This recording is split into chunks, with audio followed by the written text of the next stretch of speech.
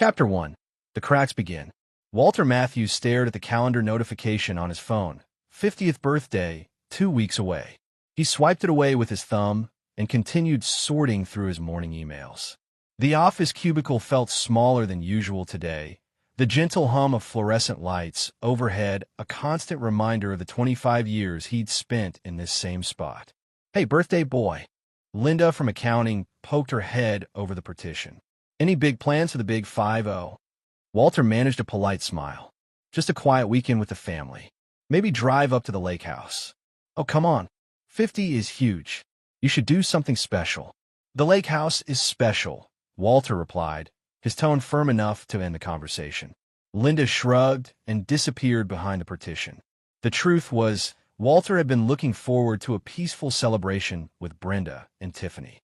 No fuss, no elaborate parties, just quality time with his two favorite people. But lately, everything felt different. The comfortable silence between him and Brenda had transformed into something heavy, laden with unspoken words and growing resentment. His phone buzzed again. A text from Brenda.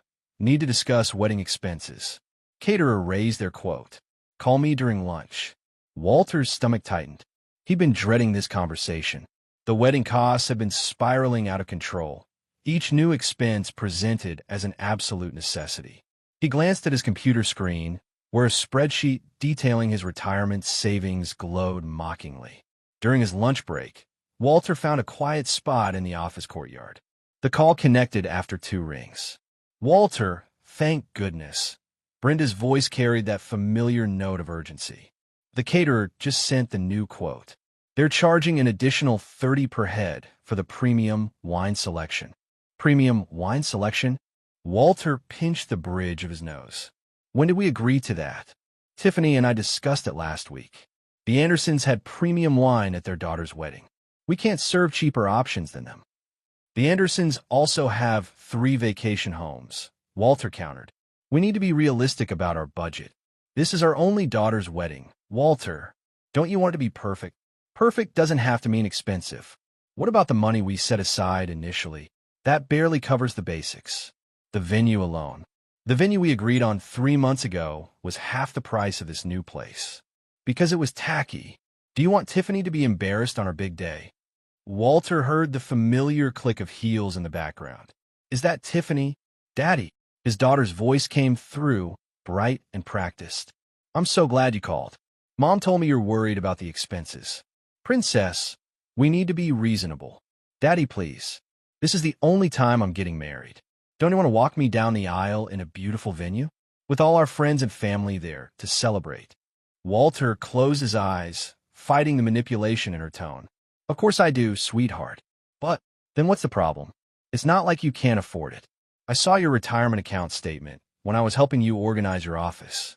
The statement hit him like a slap. He'd forgotten about that day, when Tiffany had insisted on helping him declutter. Now he wondered if it had been reconnaissance rather than daughter-father bonding. "That money is for our future, Tiffany. Your mother and I aren't getting any younger. So your retirement is more important than my happiness?" Her voice cracked perfectly. "That's not what I have to go. The florist is here. Just think about it, okay? Think about how much this means to me." The line went dead before Walter could respond.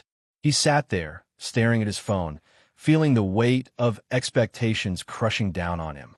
Later that evening, Walter arrived home to find unfamiliar shoes by the door. Male dress shoes, expensive looking. His heart rate picked up as he heard laughter from the dining room. "Walter," Brenda called out. "Come meet Richard from the book club. He stopped by to drop off some wedding venue photos." Richard stood as Walter entered, offering a firm handshake and a gleaming smile. He was younger than Walter had expected, maybe early 40s, with carefully styled salt and pepper hair and a tailored blazer that probably cost more than Walter's monthly mortgage payment. "The famous Walter," Richard said, his grip lingering a moment too long. "Brenda's told us so much about you at the club." "Funny," Walter replied, maintaining eye contact. "She's never mentioned you." "Oh, Walter," Brenda laughed, but there was an edge to it. "Richard's been coming to the club for months.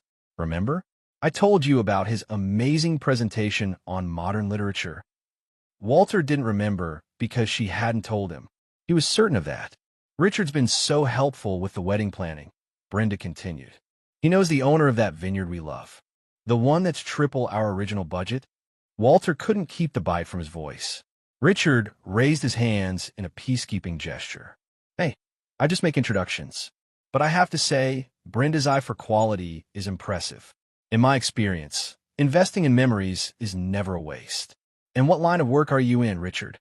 Investment consulting, primarily. But my real passion is helping people realize their dreams. He turned to Brenda with a warm smile. Speaking of which, have you told Walter about your business idea? Walter's head snapped toward his wife. Business idea? Brenda shot Richard a look that spoke volumes. It's just something we've been brainstorming. Nothing concrete yet. Don't be modest, Richard insisted. Your concept for an upscale event planning service is brilliant. With your eye for detail and my business experience, we could. Would anyone like coffee? Brenda interrupted, standing abruptly. I just bought this amazing Brazilian roast. The conversation shifted, but Walter's mind was stuck on that exchange. He watched as Richard and Brenda discussed coffee origins, noting how she leaned forward when Richard spoke, how her laugh seemed lighter, more genuine than it had been with him in months. After Richard left, the tension in the house was palpable. Brenda busied herself with dishes, her movements sharp and agitated. So, event planning? Walter finally asked. It's just an idea. Richard thinks I have potential. Richard seems to think a lot of things. Brenda slammed a plate into the drying rack. What's that supposed to mean? Nothing. Just wondering when you started making business plans with a man I've never met. He's from the book club, Walter. You could have met him dozens of times if you ever showed any interest in my activities. How would if you actually told me about them? The sound of a car pulling up interrupted their brewing argument. Moments later, Tiffany burst through the door, wedding magazines tucked under her arm. Mom, you won't believe what Jessica's mother just told me about the catering company we're considering. They did this amazing installation at the Rothschild wedding with ice sculptures, and she trailed off, noticing the tension. What's wrong? Nothing, sweetie. Brenda forced a smile. Your father and I were just discussing the wedding budget. Again, Tiffany's face fell. Daddy, please don't tell me you're still being difficult about this. Walter felt the familiar pressure building behind his eyes. The pressure that came with keeping secrets, with protecting his family from worries they didn't need to face yet. How could he tell them about the rumors of automation at work? About the younger employees being trained on new systems while his department was conspicuously excluded from the updates? I just want what's best for everyone, he said finally. Then prove it, Tiffany challenged. Show us you care about making this special. Walter retreated to his home office, leaving his daughter and wife to their wedding discussions. He opened his laptop, pulling up the email he'd been dreading, a job listing for his position, posted internally just that morning. The description emphasized technological proficiency and adaptability to new systems. His phone buzzed again. A text from Linda. Hey, about that birthday weekend. The whole office wants to chip in for a party. Let's do this for you. Walter typed back a firm no, thanks. At least he could control this one thing. One small piece of his life that wasn't spiraling beyond his reach. In bed that night, Walter lay awake, listening to Brenda's steady breathing beside him. She'd gone to sleep without saying goodnight, her back turned to his side of the bed. On his nightstand, a travel brochure for Italy peeked out from under his watch. The dream vacation that came with strings attached, like everything else lately. He thought about his brother Marcus's words from their last lunch. People change, Walt. Sometimes so gradually you don't notice until you wake up next to a stranger. Walter turned to look at his wife's sleeping form, wondering when she had become that stranger, and what other changes he had failed to notice until it was too late. Chapter 2. Whispers and Doubts. The morning sun filtered through the kitchen blinds as Walter prepared his usual breakfast. 2 eggs, wheat toast, black coffee. The routine had been the same for decades, but lately it felt like going through motions in someone else's life. He checked his watch, 6:45 a.m., exactly when Brenda usually came downstairs for her morning yoga routine. But she didn't come. Walter heard movement upstairs, followed by the muffled sound of Brenda's voice. She was on the phone, speaking in that soft, intimate tone she never used with him anymore. He moved closer to the stairs, his coffee forgotten on the counter. No, he doesn't suspect anything. Brenda's voice drifted down. You know, Walter, he's too wrapped up in his little routines to notice what's right in front of him. A pause, followed by that girlish giggle that made Walter's stomach turn. Richard, stop. You're terrible. Another giggle. No, he's probably eating his sad little breakfast right now. Same thing he's eaten every morning for 20 years. Walter's hands clenched into fists. He wanted to storm upstairs, to confront her, to demand answers. Instead, he forced himself to breathe deeply, to think clearly. Marcus's voice echoed in his head. The moment you show your hand is the moment you lose your advantage. He returned to the kitchen, dumped his untouched coffee in the sink, and left for work earlier than usual. The drive was a blur of familiar streets and automatic turns, his mind replaying that conversation, analyzing every word, every laugh. At the office, he pulled up his calendar, staring at the date he'd been trying to ignore. Their wedding anniversary was tomorrow, and for the first time in 23 years, Brenda hadn't mentioned it once. No hints about gifts, no reminiscing about their wedding day, nothing. He opened his desk drawer, pushing aside papers until his fingers found the velvet box hidden at the back. Inside, the sapphire necklace caught the fluorescent light, sending blue sparkles dancing across his desk. He bought it months ago, planning to surprise her. Now, looking at it made him feel naive. His phone buzzed. A text from Marcus. Lunch today? Need to talk to you about something. An hour later, Walter sat across from his brother at their usual diner booth. Marcus looked impeccable in his tailored suit, every inch the successful divorce lawyer he'd become. You look like shit, Marcus said by way of greeting. Thanks. Always good to see you too. Marcus leaned forward, lowering his voice. I've been doing some digging, like you asked, about your friend Richard. Walter's fork paused halfway to his mouth. And he's not what he seems, Walt. The investment firm he claims to work for, they've never heard of him. His social media presence? Created 6 months ago. All of it. 6 months, Walter repeated, right when Brenda started attending that book club, which, by the way, has no record of him as a member. Marcus pulled out his phone, scrolling through notes. But here's where it gets interesting. I found 3 different women in the past 2 years who filed complaints against a Richard Morton. Different last name, same MO, gets close to wealthy, married women, convinces them to invest in his business ventures, then disappears with their money. Walter set down his fork, his appetite gone. Does Brenda know? Would it matter if she did? Marcus's expression softened slightly. Walt, you need to protect yourself. I've seen this story too many times. By the time people come to me, it's usually too late. What are you suggesting? Start documenting everything. Phone records, bank statements, any evidence of their relationship. And for God's sake, don't confront her yet. The moment you do, evidence starts disappearing. Walter nodded slowly, remembering the phone conversation he'd overheard that morning. She's planning something with him. A business venture. Classic move.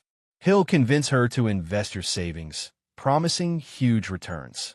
Marcus pulled out a business card, sliding it across the table. This is Anya Petrov. Best private investigator I know. She's discreet, thorough, and most importantly, she knows how to build a case that holds up in court. Walter stared at the card, the glossy black text seeming to mock him. I never thought I'd need something like this.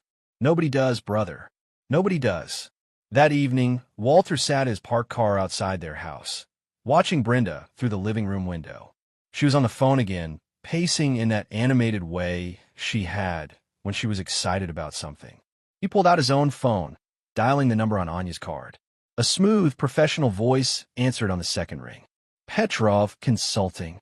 Miss Petrov? Marcus Matthews gave me your number. I need your help. Mr. Matthews. Your brother mentioned you might call. Where would you like to meet? As soon as possible. There's a coffee shop on 4th Street. Tomorrow morning, 7 a.m. Walter glanced at his watch, their anniversary. Perfect. The next morning, Walter met Anya Petrov. She was younger than he expected, maybe mid-30s, with sharp features and calculating eyes that missed nothing. She listened without interruption as Walter explained the situation, occasionally making notes in a small black notebook. "Your brother mentioned the book club angle," she said when he finished. "That's where I'll start. These groups often keep detailed attendance records, and if your wife's friend isn't actually a member—" "I need to know everything," Walter interrupted. "Where they meet, what they discuss, if they're planning something with my money." Anya nodded, closing her notebook. "I should have preliminary findings within a week. But Mr. Matthews, I need you to understand something. Once we start this investigation, there's no going back. Are you prepared for what we might find?"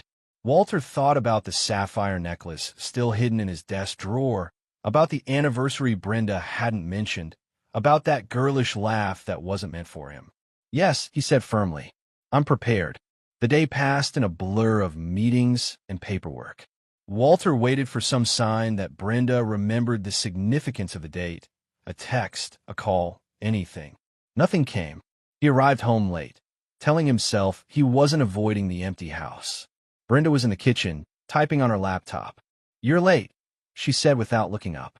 "Had some work to finish." He hesitated, then added, "Do you know what today is?" She glanced at her screen. "Thursday." The casual dismissal of 23 years of marriage hit harder than any accusation could have. Walter went upstairs without another word, the weight of the unused anniversary card in his pocket seeming to grow with each step. In their bedroom, he noticed small changes he'd been blind to before. The new perfume bottle on her dresser, not the scent he'd given her last Christmas. The gym bag packed by the door, though she hadn't mentioned any exercise plans. The slightly worn spot on her side of the mattress, as if she'd been sitting there, talking on the phone for hours. His phone buzzed with a text from Tiffany. "Girls' trip this weekend. Mom's so excited." Walter frowned at the message. This was the first he'd heard of any trip. He opened his laptop and logged into their shared credit card account, a habit he'd developed since hiring Anya. There was a hotel reservation in Chicago, the same city where Richard had mentioned he'd be attending a business conference. He took a deep breath, documenting the reservation details in a secure folder he created. Each new piece of evidence felt like another nail in the coffin of his marriage. Chapter 3. The Breaking Point. The morning of the road trip dawned with an atmosphere of forced cheerfulness. Brenda had insisted they all drive together to visit Tiffany's wedding venue, claiming it would be a good opportunity for family bonding. Walter knew better. This was another attempt to pressure him about the wedding expenses. "Did you pack the venue contracts?" Brenda called from the kitchen as Walter loaded their overnight bags into the car. "They're in my briefcase," he replied, careful to keep his tone neutral. He'd spent the previous night reviewing those contracts, noting how the costs had mysteriously inflated since their initial discussions. Tiffany bounded down the front steps, her handbag swinging.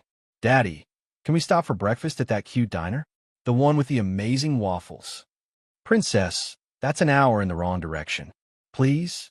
"For me." She batted her eyelashes, a move that had worked countless times before. "I want this trip to be special." Walter saw through the manipulation now, recognized it for what it was.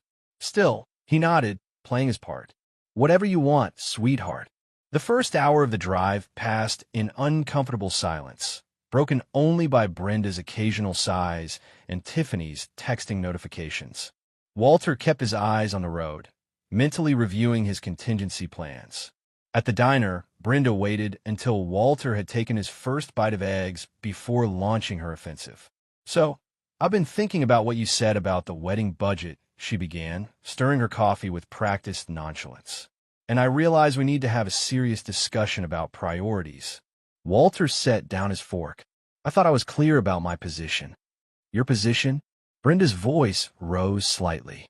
"You mean your stubborn refusal to give our daughter the wedding she deserves?" "Mom's right," Tiffany chimed in right on cue. "All my friends are having amazing weddings. The Hendersons flew in a celebrity chef for their daughter's reception." "We're not the Hendersons," Walter replied firmly. "And throwing money at a one-day event won't make you happier in the long run." "How would you know what makes me happy?" Tiffany snapped. "You're never around anymore, always working late or hiding in your office." "I'm working to provide for this family. Walter felt his control slipping. To build a secure future. Future? Brenda interrupted. What about the present? What about Tiffany's dreams? What about my dreams? Your dreams? Walter couldn't help the bitter laugh. Like the business venture you're planning with Richard? The silence that followed was deafening. Brenda's face went pale, then flushed with anger. You've been spying on me? I've been paying attention. Finally. How dare you? Brenda's voice shook. After all these years, you don't trust me? Trust works both ways, Brenda. When were you planning to tell me about the business? Or about the Chicago trip that happens to coincide with Richard's conference? Tiffany gasped, looking between her parents with wide eyes. Mom, don't act innocent, Tiffany. Walter turned to his daughter. You've been helping her hide it, haven't you? All those girls' nights and book club meetings? I just wanted Mom to be happy, Tiffany stammered. You've been so distant lately, so focused on your precious savings. My savings that you both seem to think you're entitled to, Walter cut in. Did Richard promise you a share of the profits too? Did he tell you about his track record with other women's money? Brenda's hand slammed down on the table, rattling the plates. That's enough. I won't sit here and listen to these accusations. She stood abruptly, grabbing her purse. We're leaving. Now. The drive resumed in icy silence. Walter could see Brenda texting furiously in the passenger seat, while Tiffany sniffled dramatically in the back. He knew what was coming, had prepared for it, in fact. An hour later, Brenda suddenly spoke. Pull over. We're in the middle of nowhere, Walter observed. Pull over. Walter complied, guiding the car onto the shoulder of the deserted highway. Before he could speak, Brenda turned to him, her face hard with anger. Get out. Excuse me? You heard me. Get out of the car. If you don't trust me, if you think I'm some kind of criminal conspiring with Richard, then you can figure out your own way home. Mom's right. Tiffany chimed in from the back seat. Figure out how to get home on your own, loser. Walter looked between them, his wife of 23 years and the daughter he devoted his life to. In their faces, he saw only entitlement and contempt. Any lingering doubt about his plans vanished in that moment. Wordlessly, he stepped out of the car. Brenda immediately slid into the driver's seat, and with a spray of gravel, they were gone, leaving him alone on the side of the highway. Or not quite alone. Walter pulled out his phone and dialed a number he'd memorized. Ms. Petrov? It's time. Within minutes, a sleek black car appeared on the horizon. As it pulled up beside him, Walter caught his reflection in the tinted windows and was surprised to see himself smiling. Anya Petrov opened the passenger door, her professional demeanor tinged with something like admiration. Right on schedule, Mr. Matthews. They performed exactly as you predicted. People are predictable when they think they're in control, Walter replied, settling into the leather seat. What did you find out about Richard's latest investment scheme? Everything, Anya said, pulling back onto the highway. And I mean everything. Would you like to hear about his other aliases first, or should we start with the offshore accounts? As they drove away, Walter felt no regret, no hesitation. Brenda and Tiffany had made their choice, drawn their lines in the sand. Now, it was his turn to draw some lines of his own, and he had all the time in the world to make them perfect. Chapter 4. Unveiling the Truth. Anya Petrov's office reflected its owner's personality, organized, precise, and revealing nothing by accident. She spread a series of documents across her desk as Walter leaned forward in his chair, absorbing each detail. Richard Morton, also known as Richard Preston, Richard Collins, and most recently, Richard Spencer, Anya began, tapping a photograph of Richard at what appeared to be a charity gala. He's quite the chameleon. Walter picked up the photo, studying the familiar face that had invaded his home. Tell me everything. Born Richard Morton in 1978, changed his name for the first time in 2015 after 3 women filed complaints about investment fraud. He's got a pattern. Joins social clubs, particularly book clubs, targeting wealthy married women. He's never actually read the books. He memorizes summaries from the internet. Walter's jaw tightened. The investment schemes? All variations on the same con. He convinces women to invest in non-existent business ventures, usually promising returns of 200% or more. The money disappears into offshore accounts. Anya pulled out another document. Here's the interesting part. He's currently being investigated by the SEC, but they haven't moved on him yet. They can't prove he's behind the shell companies. And his current financial situation? He's drowning in debt. Credit cards maxed out, living in a rented apartment while pretending to own a penthouse. The expensive clothes? All bought on credit. He's desperate for a big score. Anya's eyes met Walter's. And I believe your wife is his intended target. Walter nodded slowly, pieces falling into place. The event planning business they've been discussing. Exactly. Based on the conversations we've recorded, he's planning to convince her to invest at least $500,000. Your retirement savings. Walter stood, walking to the window. Below, people hurried along the street, unaware of the schemes and betrayals playing out in the offices above them. What about his previous victims? Anya pulled out 3 more files. I tracked down all of them. Patricia Henderson lost $300,000 in a boutique hotel venture. Margaret Wilson, $425,000 in a premium wine import scheme. And Sarah Collins, nearly $600,000 in an exclusive spa resort project. She paused. Would you like to speak with them? No, Walter replied, turning back to face her. But I want their contact information, and I want you to arrange meetings between them and certain members of Brenda's social circle. Make it seem coincidental. Anya's lips curved in understanding, planting seeds of doubt. Exactly. Richard's carefully constructed image needs to develop some cracks. Natural ones, nothing too obvious. And the photos I took of them together? Hold those for now. We'll use them when the time is right. Walter returned to his seat, picking up another document. Tell me about his daily routine. I want to know everything. Where he goes, who he meets, what he eats for breakfast. For the next hour, they methodically reviewed Richard's life, identifying vulnerabilities and pressure points.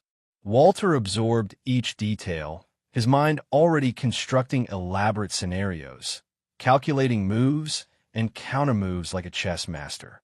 There's one more thing, Anya said, pulling out a final folder. We found his connection to the travel company that offered your wife the Italy trip deal. It's another of his schemes. The company doesn't actually own any properties in Italy. They collect deposits for timeshare presentations, then disappear. Walter's expression darkened. He wasn't content just trying to steal my money. He had to take my birthday, too. The good news is we can use this. The company's barely legitimate. One complaint to the right authorities could bring the whole thing down. Not yet, Walter decided.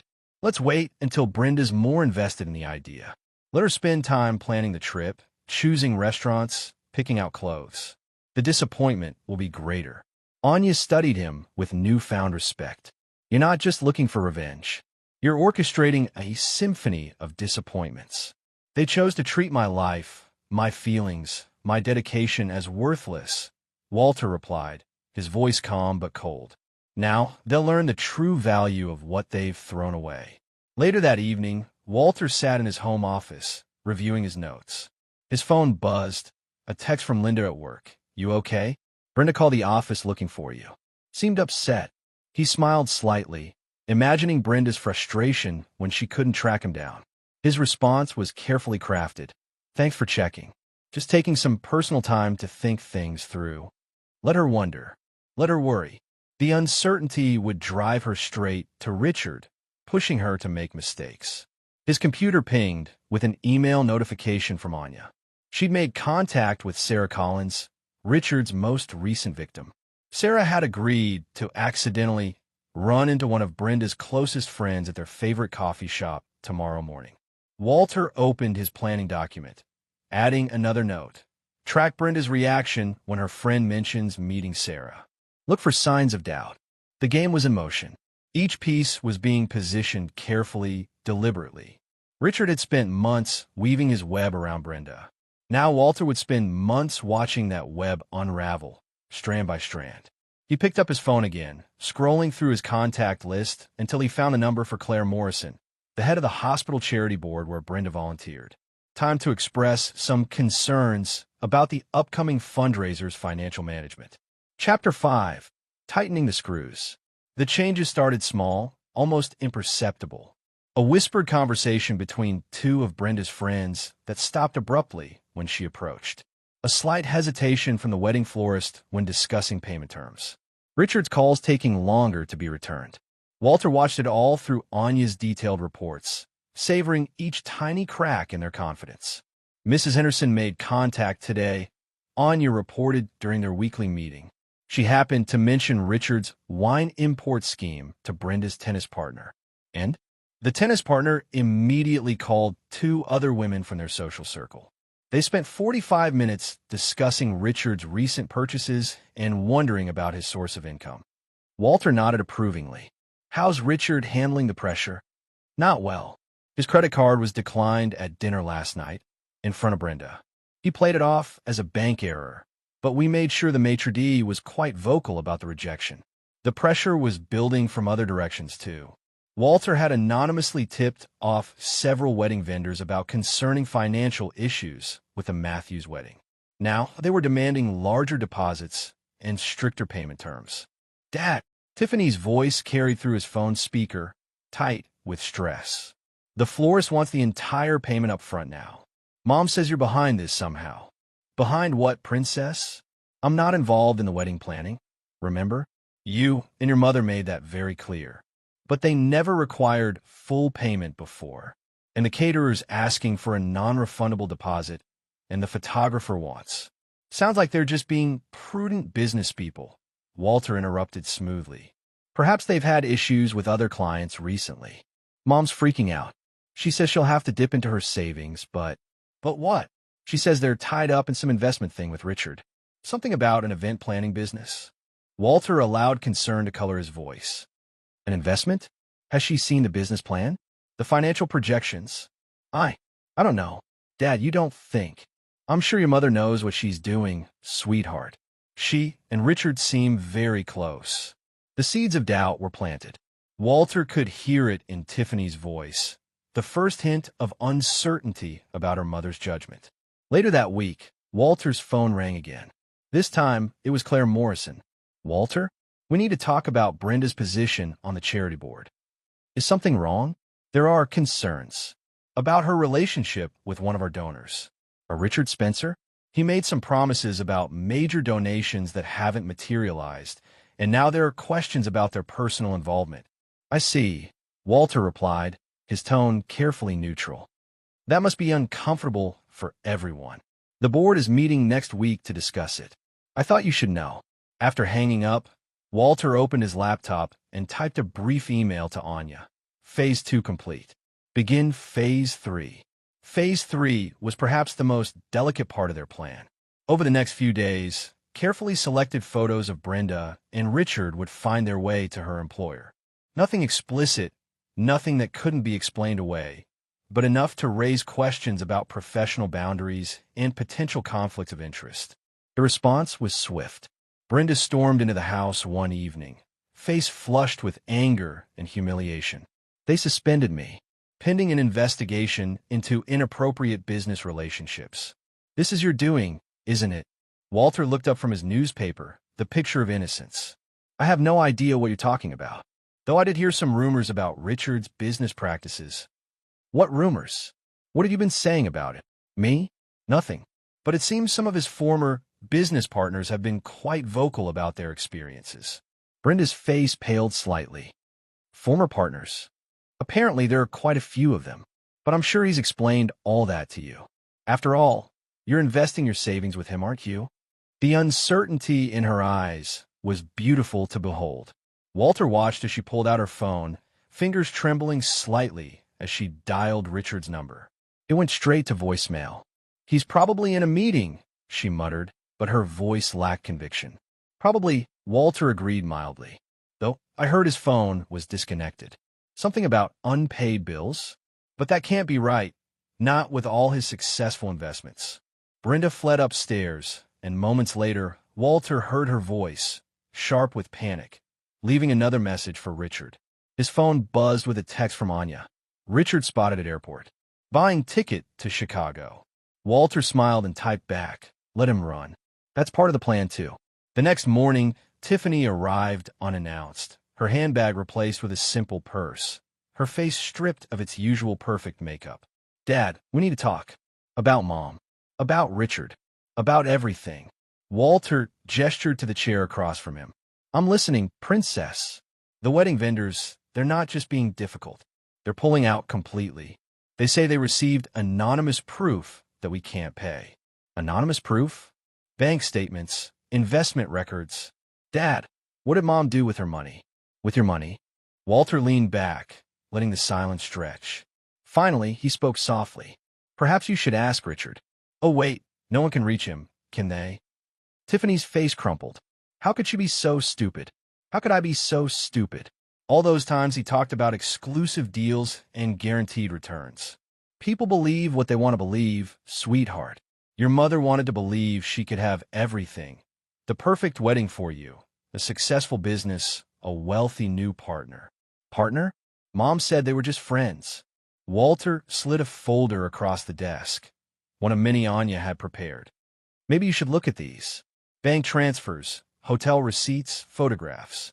As Tiffany read, her face went through a range of emotions: shock, disgust, fury. When she looked up, her eyes were hard. "I want to help you destroy them." Walter studied his daughter, seeing a reflection of his own cold determination in her face. "Are you sure? This is your mother we're talking about. She's not just ruining her own life, she's ruining mine too. My wedding is a disaster. My friends are whispering behind my back. And now I find out she's been lying to everyone. If you help me," Walter said carefully, "there's no going back. The consequences will be severe." Tiffany straightened in her chair. "Good." Chapter 6: The Fall from Grace. The evidence was overwhelming, meticulously gathered and precisely timed. Walter reviewed it one final time before giving Anya the signal to proceed. First came the photos, nothing scandalous, but compromising enough. Brenda and Richard in intimate conversation at various restaurants, entering and leaving hotels, exchanging what appeared to be business documents but were actually blank papers, a touch Anya had suggested for plausible deniability. These went to local news outlets, accompanied by detailed documentation of Richard's fraudulent business practices. The story broke on a Tuesday morning. Local businessman accused of multiple investment scams. Brenda's name wasn't mentioned in the first articles, but her photo appeared prominently. By Wednesday, she was being named as a person of interest in Richard's schemes. The social media response was immediate and brutal. Walter watched as Brenda's carefully curated online presence crumbled under an avalanche of accusations and innuendo. "They're calling me a con artist's accomplice," she screamed at him across the kitchen. "My friends won't take my calls. The charity board has asked for my resignation. How are you so calm about this? Should I be upset?" Walter asked mildly. "About my wife being involved with a known fraudster? About our savings being invested in fake businesses? About our daughter's wedding being ruined because of your poor choices?" "I didn't know." Richard said exactly what you wanted to hear. And you believed him because it was easier than facing reality. The wedding fell apart spectacularly. Vendors publicly withdrew, citing ethical concerns about being associated with the scandal. Guests sent regrets, each decline another nail in the coffin of Brenda's social standing. Tiffany, playing her part perfectly, had a very public meltdown at what was supposed to be her final dress fitting. "You've ruined everything," she shouted at Brenda in the crowded bridal salon. "My wedding is a joke. My friends are embarrassed to be seen with me. And it's all because you couldn't keep your hands off that lying snake." The video, captured by another customer and posted online, went viral in their social circle. Richard, true to form, had vanished completely. His phone was disconnected, his apartment emptied, his social media deleted. But Walter had anticipated this too.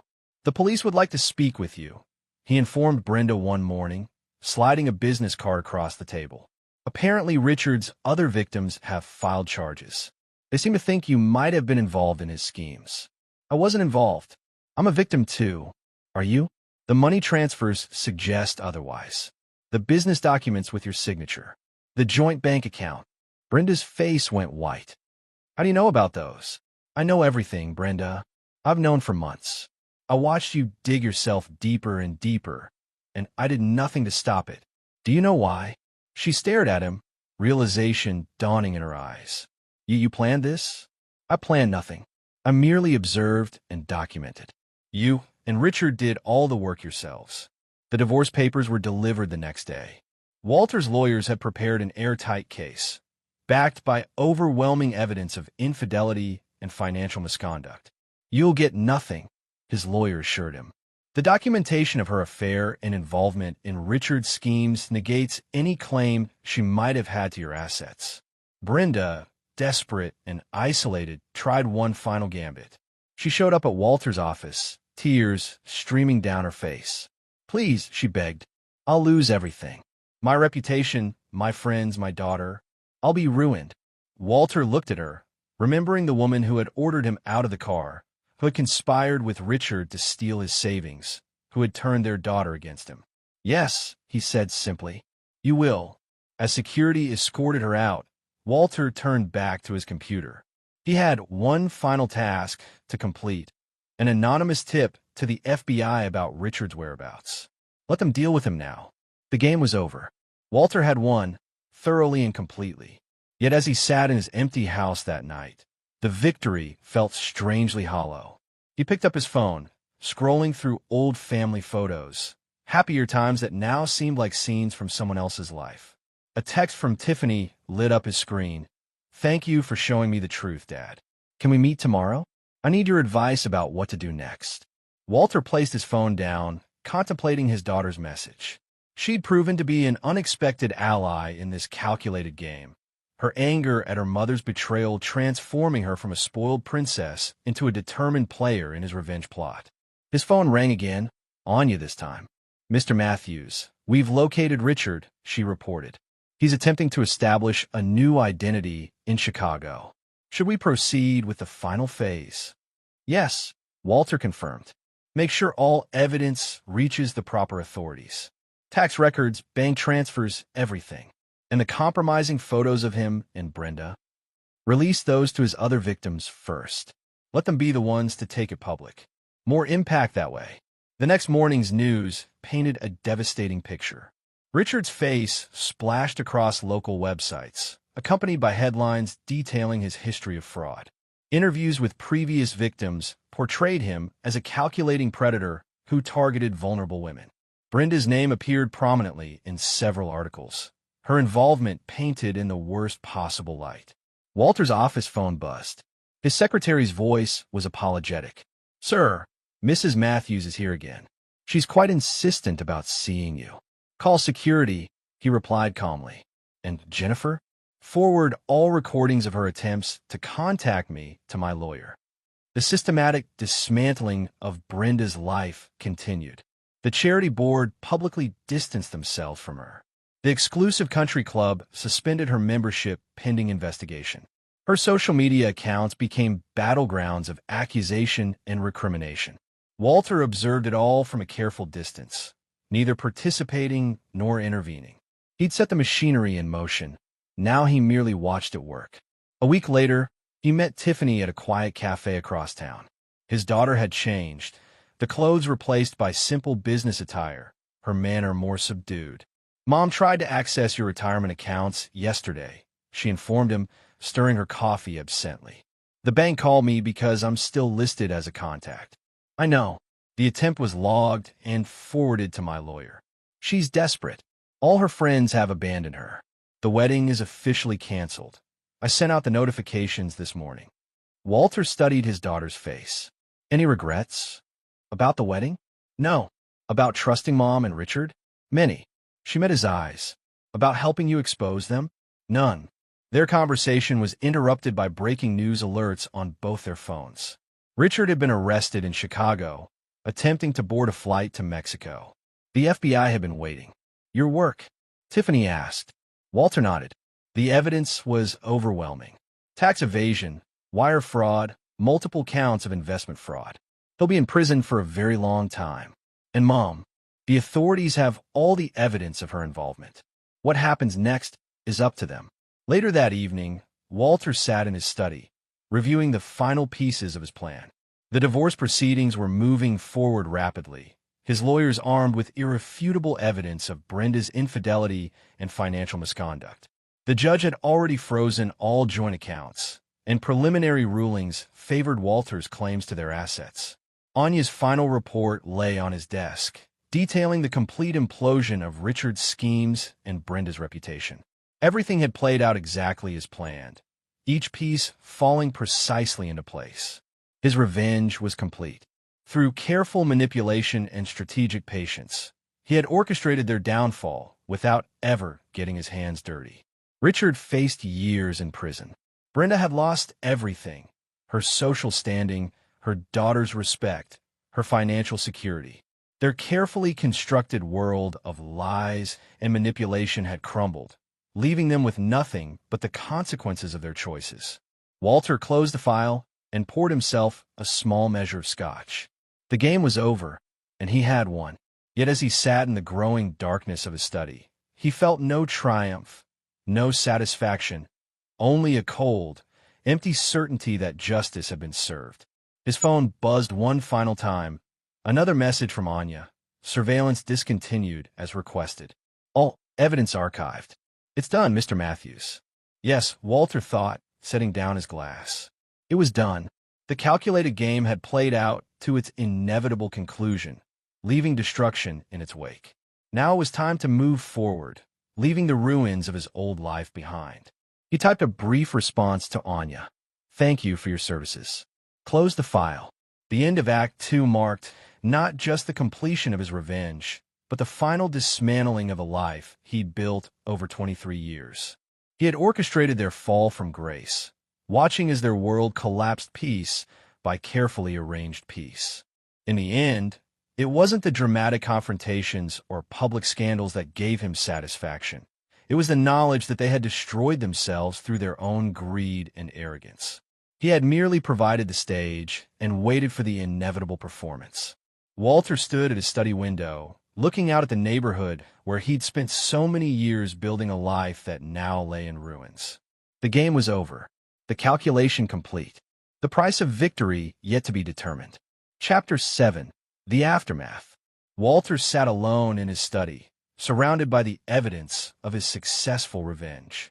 News articles about Richard's arrest, legal documents from the divorce proceedings, and surveillance photos covered his desk. Each piece represented a victory, yet something felt hollow in his chest. His phone buzzed. Another message from Tiffany. Dad, can we talk? I've been thinking about everything that happened. He stared at the message, remembering her cruel words on that fateful day by the roadside. The daughter who had called him a loser now wanted to talk. His finger hovered over the delete button, but something stopped him. Come over for dinner, he typed back. Tiffany arrived, looking different from the entitled princess she'd been just months ago. Her clothes were replaced by simple jeans and a sweater, her face free of makeup, her expression uncertain. I brought wine, she said, holding up a modestly priced bottle. Nothing fancy, but I thought. It's perfect, Walter replied, noting how she seemed to shrink into herself, so different from her former confident swagger. They sat at the kitchen table, the same one where family dinners had once been filled with laughter and conversation. Now it felt too large for just the two of them. I've been seeing a therapist, Tiffany blurted out, staring into her wine glass. After everything that happened, I needed to understand why I became such a horrible person. Walter watched her carefully. And what did you understand? That I was spoiled, entitled. Mom always taught me to demand the best, to never settle, but she never taught me about earning things or respecting others. She looked up, tears in her eyes. I'm so sorry, Dad. The way I treated you, the things I said. You chose your side, Walter said quietly. I chose wrong. I was blind, stupid, caught up in this fantasy of a perfect wedding and a perfect life. When it all fell apart, when I saw what Mom and Richard really were. She wiped her eyes. I realized I'd become just like them. Walter felt something crack in his carefully maintained wall of anger. And now I'm trying to be better. I got a job, a real one, not the vanity position Mom's friend arranged. I'm working as an assistant at nonprofit. The pay is terrible, but the work matters. Walter poured more wine, considering her words. His revenge had been perfect, calculated to destroy Brenda and Richard completely. But he hadn't anticipated this, his daughter's genuine remorse, her attempt at redemption. "I'm not asking for forgiveness," Tiffany continued. "I don't deserve it yet, but I want you to know that I understand now. About the money, about your concerns, about everything. You were right." Walter stood, walking to the window. Behind him, he heard Tiffany's quiet sniffles. "I look at myself in the mirror," she said softly, "and I don't recognize who I was. That entitled brat who cared more about an expensive wedding than her father's feelings. I hate her." "Hate doesn't solve anything," Walter replied, surprising himself with the words. "Trust me, I know." "What do you mean?" He turned back to face her. "My revenge was perfect. I destroyed your mother's life, exposed Richard for what he was, dismantled everything they built. But sitting here now," he gestured at the empty house. "What did I really win?" "Justice," Tiffany offered. "Justice?" Walter laughed without humor. "Or did I just become as calculating and cold as they were?" They sat in silence, letting the questions hang between them. Finally, Tiffany spoke again. "The nonprofit where I work. We're organizing a fundraiser for homeless youth. Would you like to help? They need volunteers with financial experience." Walter studied his daughter's face, seeing genuine hope there. "I'll think about it." After Tiffany left, Walter found himself looking through old family photos. Pictures of Tiffany's childhood, birthday parties, school plays, family vacations. The smiles had been real then, the love genuine. When had it all gone wrong? His phone rang. Marcus, his brother. "Heard you had dinner with Tiffany," Marcus said without preamble. "News travels fast. In this family? Always. Listen, Walt, be careful. People don't change overnight. She seems different. They always do when they need something. Just remember how she treated you before." Walter sighed.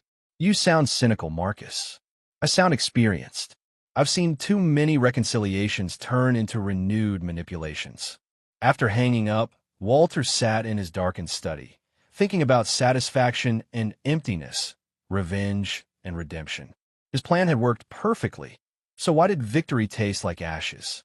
A new email notification popped up on his computer, a message from the nonprofit where Tiffany worked, acknowledging his offer to volunteer. He didn't remember making the offer, but somehow his fingers had typed out the response. Maybe, he thought, this was the real test. Not how well he could destroy lives, but whether he could help rebuild them. Chapter 8. Moving on. The community center buzzed with activity as Walter helped set up for the fundraising event. 2 months had passed since his dinner with Tiffany, and somehow he'd been drawn into more than just financial consulting. "Mr. Matthews," a voice called out, "could you help with these tables?" The speaker was Olivia Chun, the center's social work coordinator. She stood amid a chaos of folding tables and chairs, her practical business suit somehow untouched by the disorder around her. "Of course," Walter replied, noting how her presence seemed to organize the chaos naturally. As they arranged the furniture, Olivia spoke about the center's latest initiatives. Her passion for the work was evident in every word, her focus always on practical solutions rather than mere sympathy. "You've been a tremendous help with the budget restructuring," she said as they finished. "Most volunteers just want to do the visible work, but you understand that good administration saves more lives than dramatic gestures." "I appreciate efficiency," Walter replied. "So I've noticed." She gave him a knowing look. "Your daughter told me about your background in finance. She didn't mention you were also an expert in strategic planning." Walter froze slightly. "Did she tell you anything else? About the divorce? The scandal?" "It's a small community, Mr. Matthews. People talk." Olivia straightened a chair precisely. "But I prefer to judge people by their actions in the present, not their history." Before Walter could respond, Tiffany hurried over with a stack of programs. "Dad, the printer messed up the donor acknowledgments. Could you help me sort this out?" Walter noticed how naturally Tiffany had adapted to her role at the center. She moved with purpose now, her handbag replaced by a practical tote filled with work documents. Later that evening, after the event's success, Walter found himself sharing coffee with Olivia in her office. Your daughter's transformed, she observed. When she first started here, I thought she was just another rich girl playing at charity. But she's proven me wrong. She's trying to change, Walter acknowledged. And you? Are you just here to support her transformation? Or are you looking for something too? Walter considered the question. I achieved everything I set out to do in my previous project. It was perfect, precise, exactly what I wanted. But perfect revenge feels different from perfect justice. Olivia nodded slowly. You know, we see a lot of people here seeking redemption. Some are running from their past, others trying to atone for it. The ones who succeed are those who realize that moving forward isn't about erasing the past. It's about building something new on top of it. Their conversation was interrupted by a commotion outside. Walter recognized Brenda's voice, shrill with desperation. I need to see my daughter. Tiffany, please. Walter moved to the door, but Olivia held up a hand. Wait, watch. Through the office window, they saw Tiffany confront her mother. Brenda looked diminished, her expensive clothes replaced by off-the-rack alternatives, her confident posture now uncertain. Mom, you can't just show up here. I'm working. Working? In this place? Come home, sweetheart. I found a new apartment. We can start over, away from all this. This is my life now, Tiffany replied firmly. I'm not going back to being that person. What person? Your real self? Not this charity worker pretending to care about strangers. I do care. That's the difference, Mom. I finally learned to care about something beyond myself, beyond appearances and status and what other people think. Walter watched the exchange, seeing both the echo of the past and the shadow of the future in their confrontation. You sound like your father, Brenda spat, all high and mighty, judging me for wanting a better life. No, Mom. Dad wanted a real life. You wanted performance. Tiffany's voice softened. I hope you find peace somewhere, but I can't help you look for it. As Brenda left, Walter felt Olivia's presence beside him. Your daughter's quite strong, she observed. She is stronger than I gave her credit for.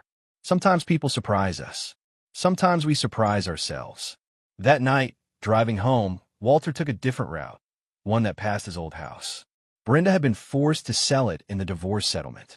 New owners had painted it a different color, planted different flowers.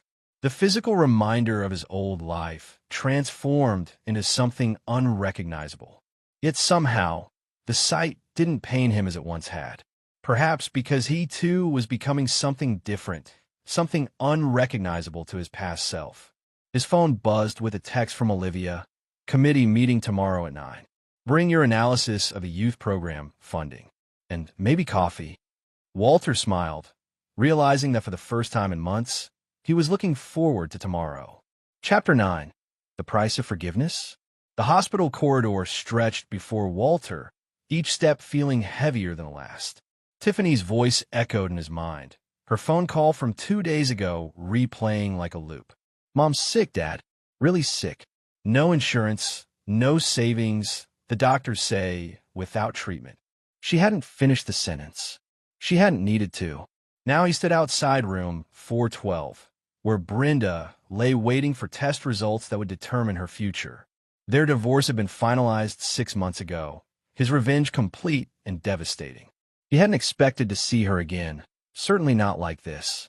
Mr. Matthews? A nurse approached. She's awake if you want to go in. Walter nodded, steeling himself. He pushed open the door. Brenda lay in the hospital bed, looking small and pale against the white sheets. The sophisticated woman who had once dominated their social circle was gone, replaced by someone who seemed to have aged years and months. Walter, her voice was barely a whisper. Why are you here? Tiffany called me. Of course she did. Brenda tried to smile, but managed only a grimace. Come to see your revenge reach its final stage. Is that what you think this is? Isn't it? I lost everything. My friends, my reputation, my future. Now I'm losing my health too. You must be satisfied. Walter sat in the visitor's chair, studying the woman he'd once loved, then hated now. What? The doctors say, without treatment. She paused, gathering strength. Well, you can guess. And insurance won't cover experimental procedures. Funny, isn't it? I used to waste money on handbags, and now I can't afford to save my own life. Mom. Tiffany stood in the doorway, looking between her parents uncertainly. She carried a paper cup of coffee that must have been for Brenda. I'll leave you two alone, Walter said, standing. In the hospital cafeteria, he found Olivia waiting. She'd insisted on coming with him, though she'd given him space for the actual visit. How bad is it? She asked as he sat down. Bad. The treatment she needs, it's expensive. Experimental. No insurance coverage. Olivia reached across the table, taking his hand. And what are you thinking? I'm thinking about revenge and justice and forgiveness. He squeezed her hand. I'm thinking about how perfect vengeance felt empty, but imperfect mercy might feel right. You're considering helping her. Is that weakness? I think, Olivia said carefully, that strength isn't just about winning. Sometimes it's about choosing not to deliver the final blow, even when you could. Walter pulled out his phone, pulling up his banking app. The numbers on the screen represented the fruits of his careful financial planning, his protected retirement, his secure future. The treatment costs almost exactly what I refused to spend on Tiffany's wedding, he noted with ironic amusement. Life has a way of offering symmetry, Olivia observed. The question is whether we recognize it as an opportunity for closure or another chance for conflict. They sat in companionable silence as Walter wrestled with his decision. Finally, he made a call to his bank. Later that evening, as he and Olivia walked through the hospital parking lot, Tiffany ran to catch them. Dad, the hospital, they just got notification of payment for Mom's treatment. Anonymous, they said, but Walter kept walking, not acknowledging her words. Why? Tiffany asked, falling in a step beside them. After everything she did, because carrying revenge is heavier than carrying forgiveness, he replied. And because sometimes being right matters less than being at peace. Tiffany wiped her eyes. I don't know if I could do that. You already did, Olivia pointed out. You chose forgiveness when you decided to change your life instead of blaming others for it. They reached their cars, the hospital lights painting shadows around them. Walter looked back at the building where his past lay in a hospital bed, then at his daughter, who represented possible redemption, and finally at Olivia, who offered a future he hadn't expected. The price of revenge was my humanity, he said quietly. The price of forgiveness is just money. Seems like a fair trade. Tiffany hugged him suddenly, fiercely. I love you, Dad. I'm sorry it took me so long to be worthy of being your daughter. Love isn't about worth, he replied, the words coming from some newly discovered well of wisdom. It's about choice. We all choose who we become, moment by moment. As they drove home, Olivia rested her hand on his arm. You know, when I first met you, I saw someone seeking redemption. Now I see someone who's found it. Walter smiled, feeling lighter than he had in months. The weight of perfect revenge had been replaced by the buoyancy of imperfect forgiveness. It wasn't the ending he'd planned, but maybe that was the point. Life's most meaningful moments rarely followed a script. His phone buzzed one final time, a text from Brenda. Thank you. I don't deserve it, but thank you. He didn't respond. Some things didn't need words. Some debts couldn't be acknowledged. Some forgiveness worked best in silence. Walter drove toward home, toward a future he hadn't calculated or planned. For once, that felt exactly right. Epilogue. 10 years later. The community center's annual fundraising gala had grown significantly over the past decade. What started as a modest local event now filled the grand ballroom of the city's finest hotel, drawing hundreds of supporters and raising millions for youth programs across the state. Walter Matthews, now 60, adjusted his bow tie as he prepared to deliver the opening speech. His hair had gone completely silver, but his eyes retained their sharp intelligence, now softened by years of purpose-driven work. Ready? Olivia asked, appearing beside him. After 8 years of marriage, she still had the ability to ground him with a single word. Her practical business attire had been replaced by an elegant evening gown, but her essence remained unchanged, focused, compassionate, and unfailingly direct. Almost. Walter reviewed his notes one final time. Have you seen Tiffany? She's supposed to present the expansion proposal. She's in the back, going over numbers with the board. You know how thorough she is with the financial projections." Walter smiled with pride. His daughter had transformed her perfectionist tendencies into something constructive. As the center's executive director, she'd expanded their programs across 3 states, helping thousands of at-risk youth find stability and purpose. The lights dimmed, signaling the start of the program. Walter took his place at the podium, surveying the crowd. 10 years ago, he couldn't have imagined this scene. Hundreds of people gathered not for social status or appearance, but for genuine change. "Good evening," he began. "When I first walked into this organization a decade ago, I was a different man. I thought I understood power, success, and justice. I was wrong."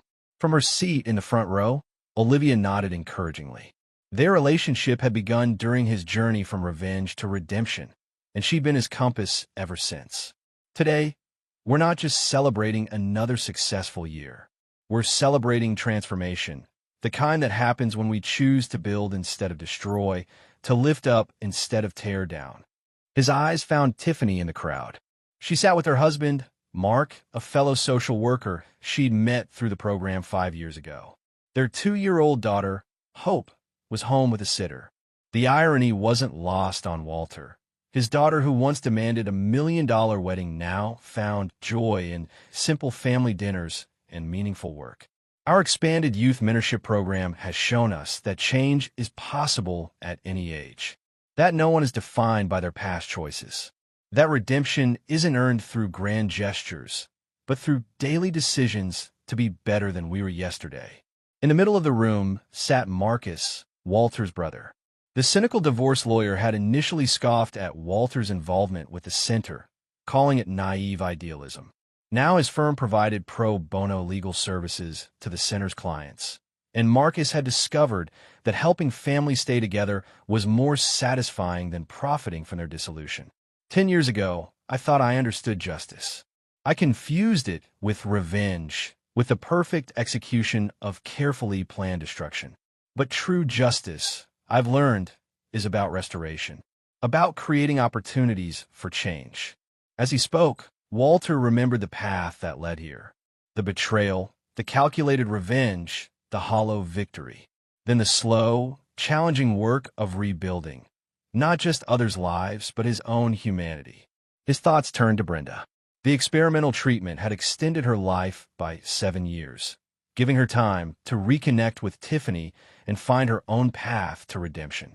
She'd spent her final years volunteering at a women's shelter, counseling others about financial independence and self-worth.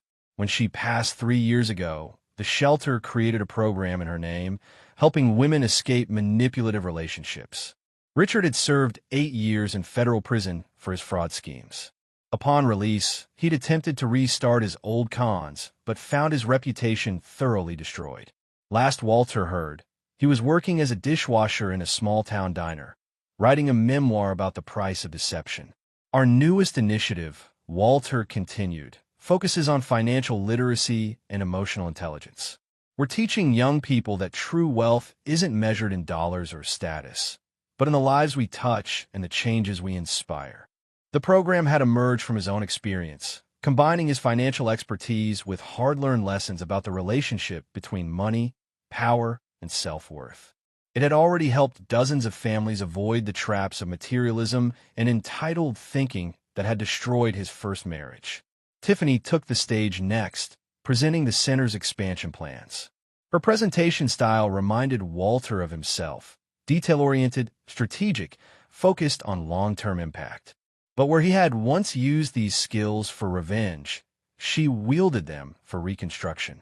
Our 3-year projection shows we can reach an additional 1,000 youth annually, she explained, clicking through professional slides. The return on investment isn't just financial, though our programs do reduce public costs through lower rates of addiction, crime, and dependency. The real return is in transformed lives. Walter watched his daughter with a mixture of pride and amazement. The entitled princess who had once demanded a luxury wedding now lived in a modest home, drove a practical car, and poured her energy into helping others. Her own daughter was being raised with values that emphasize character over consumption. After the presentations, during the dinner portion of the evening, Walter found himself seated with some of the center's success stories. Maria, a former gang member who now ran her own legitimate business. Jason, who had overcome addiction and became a counselor. Sarah, whose abusive relationship had led her to their doors, now helping other women find their strength. Mr. Matthews, Maria said, "I've been meaning to tell you. I'm using your financial literacy program in my business now, teaching my employees about building real wealth, not just chasing money." "That's wonderful," Walter replied, genuinely pleased. What's been the response? They're getting it. One guy even turned down a higher-paying job with a shady company because he recognized the red flags we discussed in the program. Olivia joined their conversation, adding her perspective as both a social worker and Walter's wife. The real change happens when people understand their own worth isn't tied to material success. Speaking of which, Jason interjected, "Did you hear about Richard Spencer?" Walter raised an eyebrow. The memoir failed miserably. Publishers said it read like another con job. But here's the interesting part. He's actually doing okay as a dishwasher. Found some kind of peace and honest work, according to my cousin who lives in that town. The irony wasn't lost on Walter. Richard, who had built his life on sophistication and deception, finding redemption in simple, honest labor. It mirrored Walter's own journey from complex revenge to straightforward purpose. Later that evening, as the event wound down, Walter found himself in the hotel's garden with Olivia and Tiffany. The night air was cool, the garden's fountains providing a peaceful backdrop for reflection. 10 years, Tiffany mused, sipping her sparkling water. Sometimes I can hardly recognize that spoiled brat who cared more about wedding centerpieces than people. You've come a long way, Olivia acknowledged. We all have. I think about Mom sometimes, Tiffany continued. Those last few years, when she was working at the shelter, she finally found her real strength. Walter nodded. Brenda's transformation had been perhaps the most unexpected outcome of his revenge plot. The humbling consequences of their actions had led both mother and daughter to discover authentic purpose. She would have loved Hope, Tiffany said softly. Not the way she would have 10 years ago, with expensive gifts and superficial attention, but really loved her for who she is. She got to see you become who you really are, Walter replied. That was her greatest gift. Mark joined them, carrying sleeping Hope who had been brought to say good night to her grandparents. The toddler's peaceful face reminded Walter of Tiffany at that age, before material desires and social pressures had corrupted their family's values. The board approved all our proposals, Mark announced quietly, mindful of his sleeping daughter. Full funding for the expansion, plus seed money for 3 new programs. Tiffany's face lit up with genuine joy, not the artificial excitement she once showed over labels, but real satisfaction in meaningful achievement. We should celebrate, Olivia suggested. Dinner at our place tomorrow? Nothing fancy, just family. The phrase, nothing fancy, just family, would have been an insult to their old selves. Now it represented everything they valued most. As they prepared to leave, Walter received one final update from the center staff. Their youth mentorship program had just received national recognition for its innovative approach to breaking cycles of materialism and entitlement. The irony, he murmured to Olivia as they drove home, that my perfect revenge led to such imperfect but meaningful redemption. Life rarely follows our carefully laid plans, she replied wisely. That's what makes it authentic. At home, Walter spent a few minutes in his study before bed. The room had changed over the years. Gone were the files documenting Brenda's betrayal and Richard's schemes, replaced by program proposals and success stories from the center. One photo remained from his old life, a family picture from when Tiffany was young, before status and appearances had corrupted their relationships. He kept it not as a reminder of what he'd lost, but of how far they'd all come. His phone buzzed with a text from Marcus. Dinner next week? Have a new idea for expanding the legal aid program. Walter smiled, remembering his brother's initial skepticism about his work with the center. Marcus had been right about many things during the divorce and revenge period, but wonderfully wrong about the possibility of genuine change. Another text arrived, this one from Tiffany. Thank you, Dad. Not just for tonight, but for showing me what real success looks like. As Walter prepared for bed, he reflected on the decade's journey. His revenge had been perfect, carefully planned, flawlessly executed, completely devastating. But the aftermath had taught him that perfection wasn't the same as righteousness, that winning wasn't the same as succeeding. Olivia was already asleep, her reading glasses perched on the nightstand next to a stack of case files. She had taught him that strength wasn't about power over others, but about the power to lift others up. Their shared work at the center had given him something his revenge never could: the satisfaction of creating rather than destroying, of building rather than demolishing. Tomorrow would bring new challenges, more lives to help rebuild, more youth to guide toward better choices, more opportunities to choose restoration over retribution. But for now, Walter Matthews, once the master of perfect revenge, slept peacefully, content in the knowledge that life's most meaningful victories often came from letting go of perfection and embracing the messy, complicated work of genuine transformation. His last thought before drifting off was of Hope, his granddaughter, growing up in a world where success was measured not by material wealth or social status, but by the lives one touched and the positive changes one inspired. It wasn't the legacy he had once imagined for himself, but it was infinitely more valuable than any revenge could have been. And there you have it. Another story comes to an end. What did you think?